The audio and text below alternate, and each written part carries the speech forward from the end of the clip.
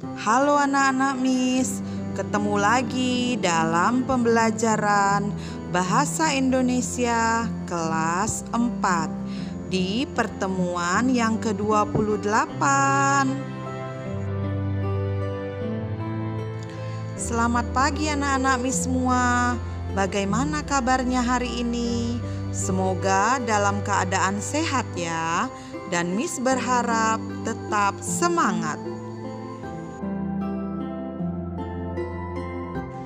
Anak-anak Miss tetap menjalankan protokol kesehatan ya, seperti memakai masker, mencuci tangan dengan benar, selalu mengecek suhu tubuh, dan jaga jarak minimal 1,5 meter, baik di lingkungan sekolah maupun di rumahmu ya nak.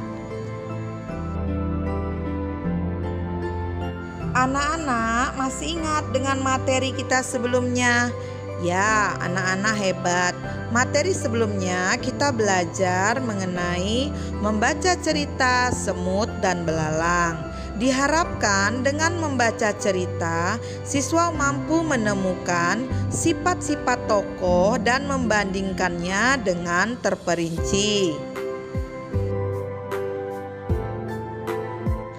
Adapun materi pembelajaran kita hari ini yaitu membaca teks pemimpin idola, pemimpin yang jujur. Tujuan pembelajaran pada materi kali ini adalah dengan membaca teks tentang pemimpin idola, pemimpin yang jujur, siswa mampu menilai unsur-unsur cerita seperti tokoh, konflik, pesan moral, menggunakan pendapat pribadi secara tepat. Anak-anak bisa membaca pada buku tema 4 halaman 44 sampai 46. Anak-anak Miss, buka bukumu halaman 44. Dengarkan Miss membaca ya. Pemimpin idola, pemimpin yang jujur. Ida, teman sebangku aku. Mungil, berkulit hitam manis, tidak banyak bicara dan pandai, itulah cirinya. Ia seorang anak yang sederhana. Ayahnya sudah lama meninggal.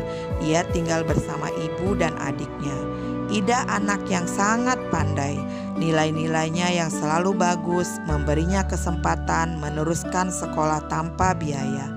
Semua buku pelajaran dan perlengkapan ditanggung oleh sekolah.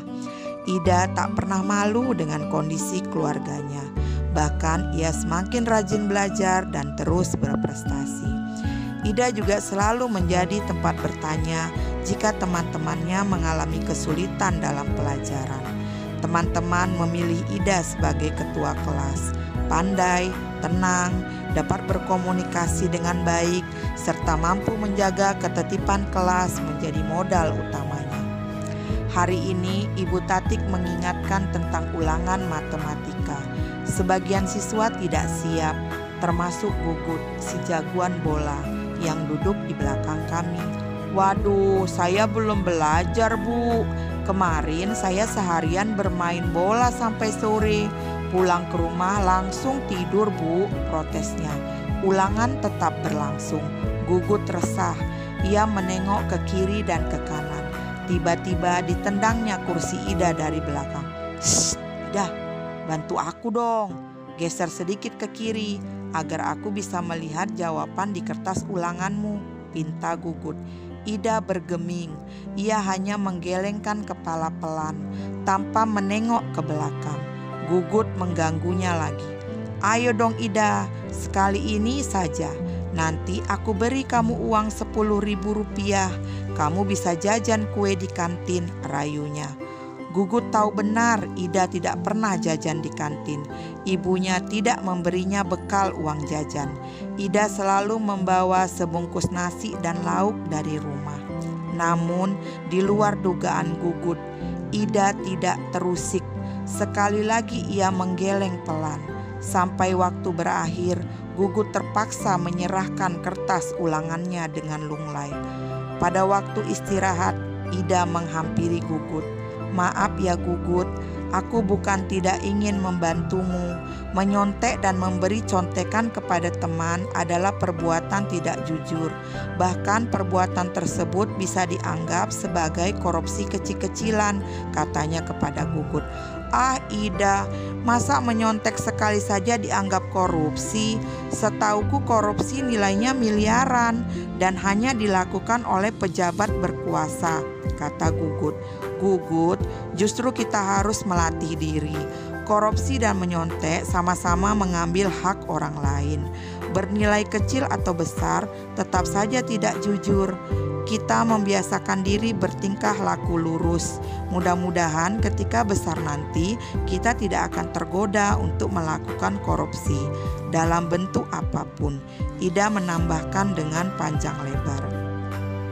Aku dan teman-teman sekelas yang ikut mendengarkan percakapan Ida dan Gugut terdiam setuju. Memang tidak salah kami memilih Ida sebagai pemimpin di kelas. Tidak sekedar pandai, Ida juga patut dijadikan teladan. Setelah membaca cerita, kita akan menjawab beberapa pertanyaan.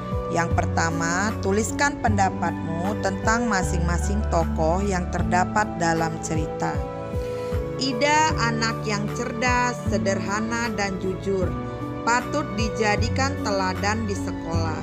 Sedangkan Gugut anak yang malas belajar dan tidak jujur ketika ulangan. Sikap Gugut tidak patut ditiru. Yang kedua, tuliskan pendapatmu tentang konflik yang terjadi. Ketika ulangan di sekolah, kita harus berlaku jujur.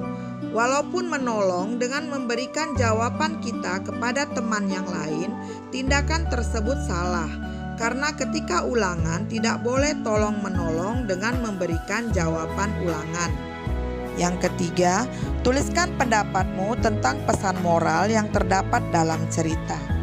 Kejujuran harus dibiasakan sejak dini, karena dengan berlaku jujur dari kecil, mudah-mudahan ketika dewasa tidak akan tergoda untuk melakukan korupsi. Ketidakjujuran akan merugikan diri sendiri dan orang lain. Nah anak-anak, biar lebih semangat lagi belajarnya, ayo kita bangkit berdiri, kita lakukan fit and press, tepuk vokal. Kesimpulan dari materi pembelajaran kita hari ini adalah dalam sebuah cerita mengandung unsur-unsur cerita seperti yang pertama, tokoh dalam cerita, yang kedua, konflik yang terjadi, dan yang ketiga, pesan moral yang terdapat di dalamnya.